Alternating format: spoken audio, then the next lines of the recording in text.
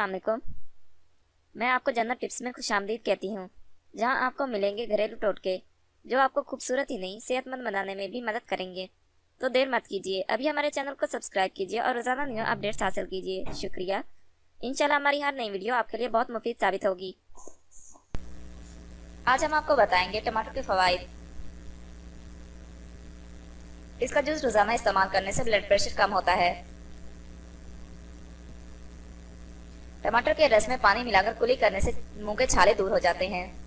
अगर सुबह नाश्ते में एक गिलास टमाटर के जूस में 1 चम्मच शहद मिलाकर पी लिया जाए तो मोटापे को कम करता है।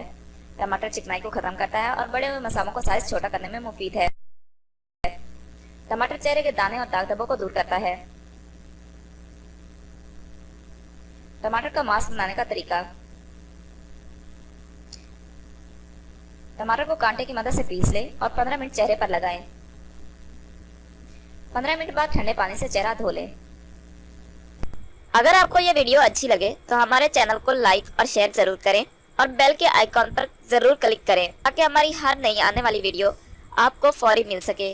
और साथ ही साथ हमें अपनी कीमती आरा और फीडबैक जरूर दें ताकि हम अपनी हर आने वाली नई वीडियो आपके लिए और बेहतर बना सकें। शुक्रिया।